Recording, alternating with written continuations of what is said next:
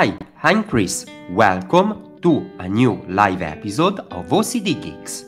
And I'm Jack. Hi guys, welcome back.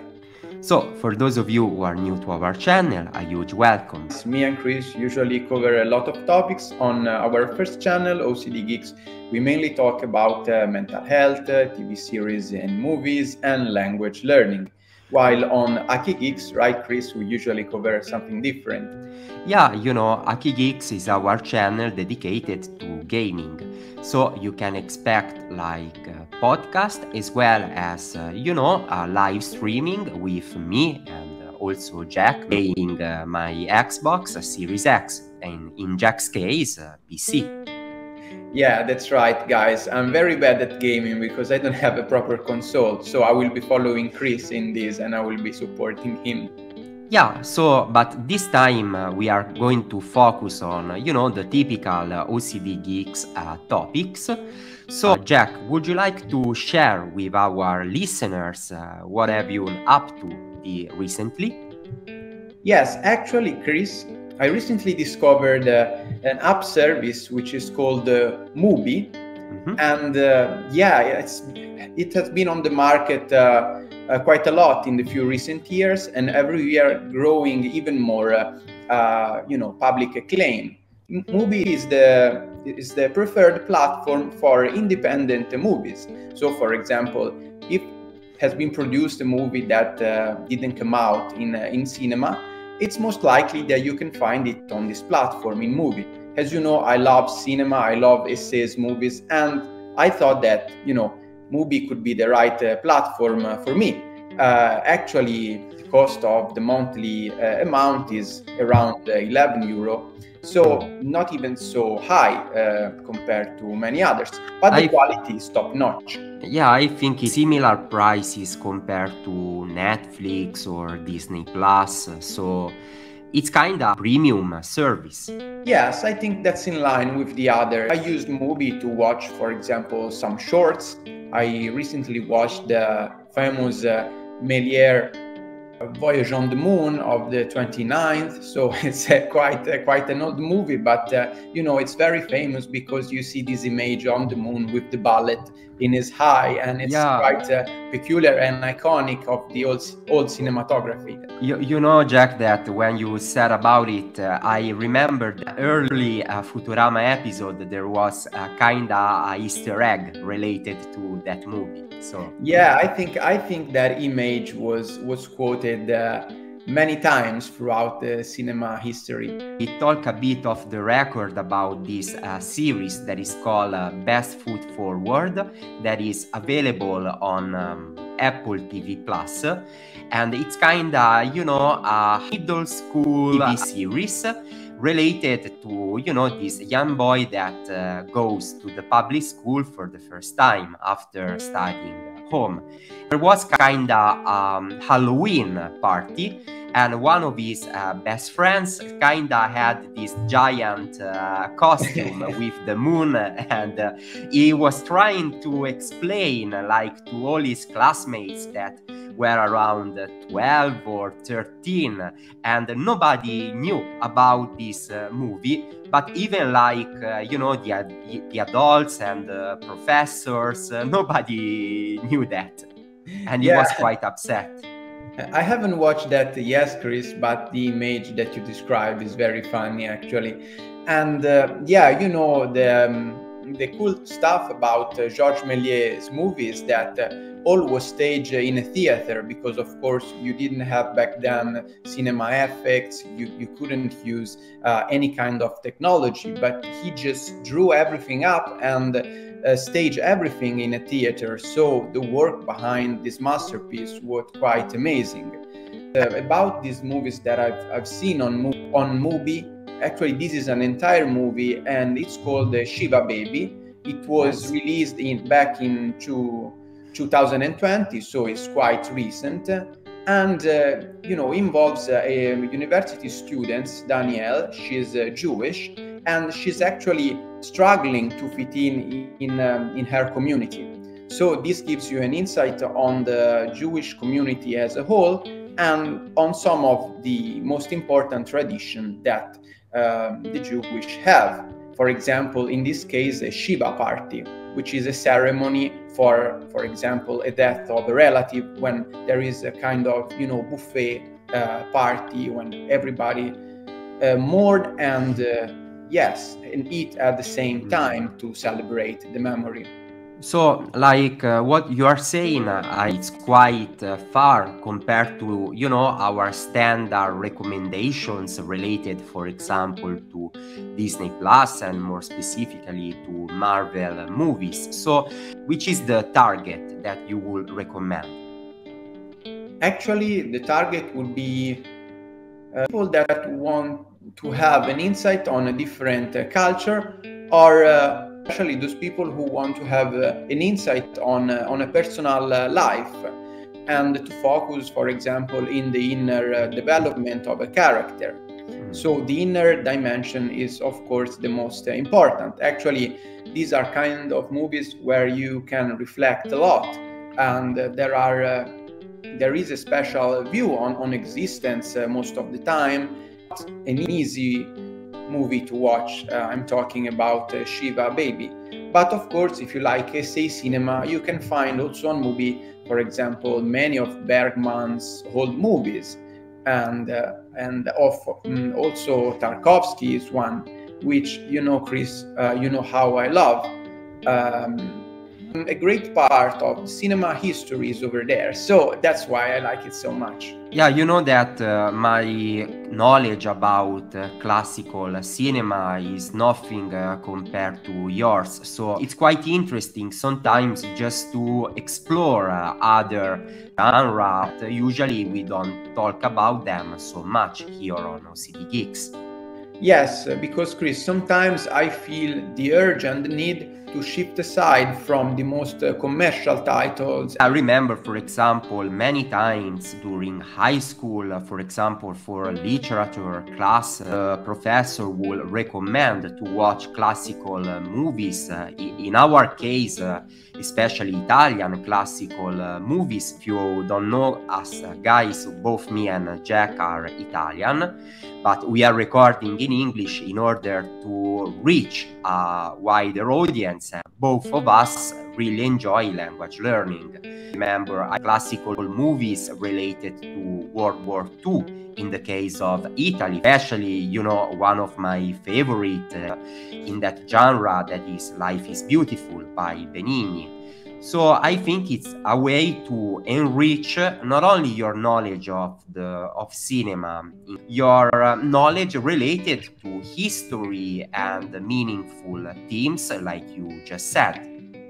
Yes, Chris, and actually, even speaking about Italian recent cinema, on Mubi there is also a director whom I love very much. She is Alice Rohrwacher.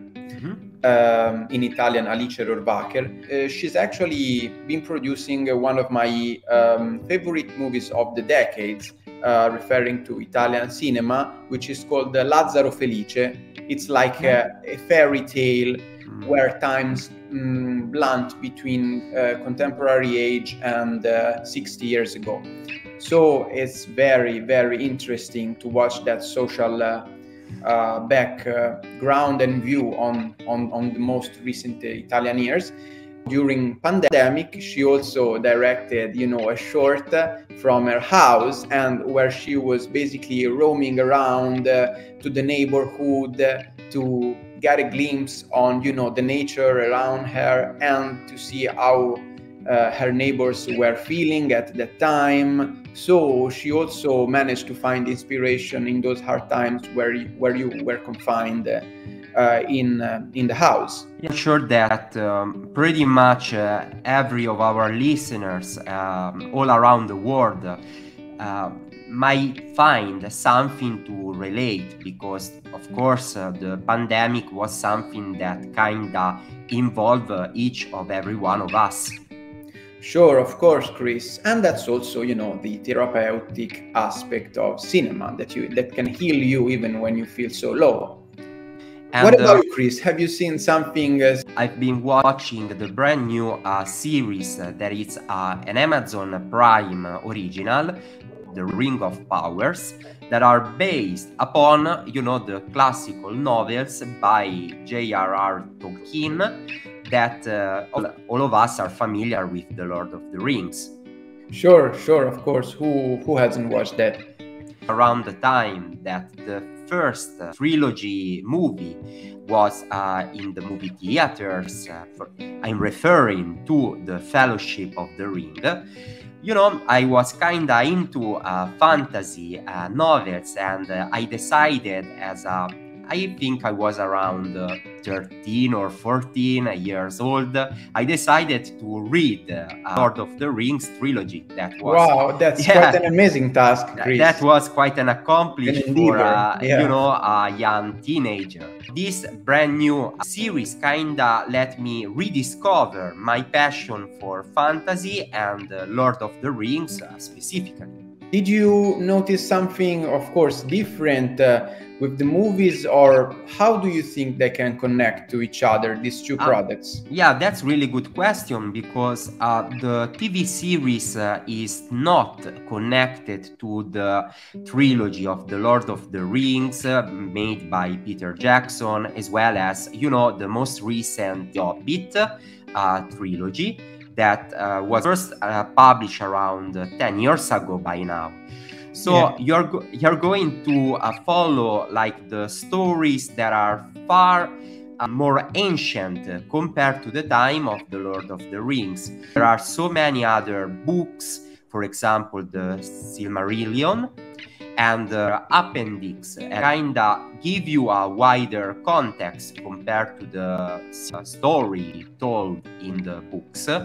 And I'm sure that, you know, the producer of this series kinda refers to that one as well, that is setting up the context in order to develop even more further on. Yes, I think, Chris, that's a mix of many of Tolkien's writings and works, as you said. And it might be interesting to watch. I probably will give it a try in the future.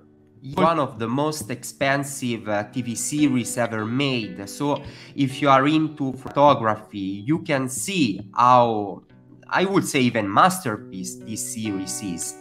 And also I read on an article that there is kind of a plan to develop this story into several seasons.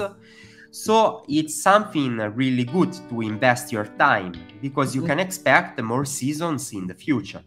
Yeah, that's right, Chris. You're going to find classical Tolkien characters, and I'm referring, for example, to Galadriel, you know, that are quite young episodes. You know, the classical rings were not created yet. So you can have an idea of how far in history it is set up. Yeah, that's right.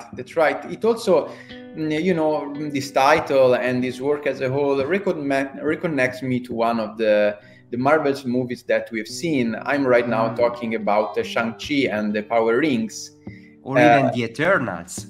Or even the Eternals, of course. That kind of mythology is quite similar, and it's involved in both of the productions. When I was a young teenager, I read, you know, the entire trilogy, and even, I guess, the Silmarillion, the Hobbit, in the Italian edition. So now I'm even curious to try to read them again in the original English.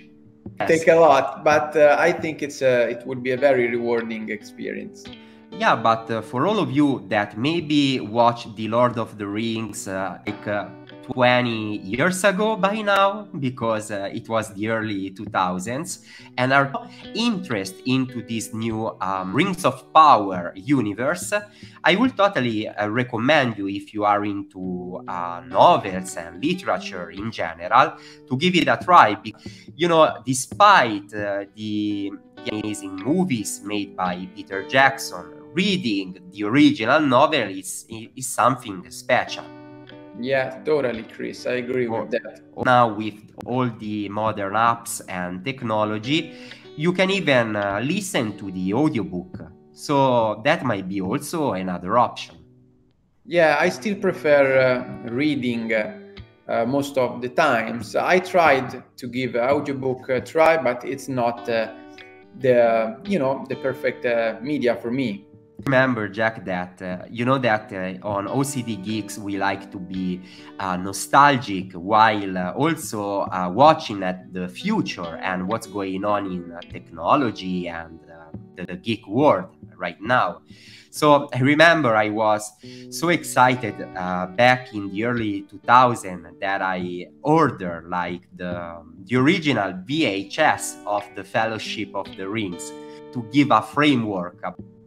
Yeah, it seems so much time ago, but actually time has been passing pretty fast, and so many changes in just a few years. So Yeah, that gives you the perception of passing of time. Yeah, and I remember like going to the movie theaters in order to watch the third installment of the trilogy that was, of course, The Return of the King with my friends.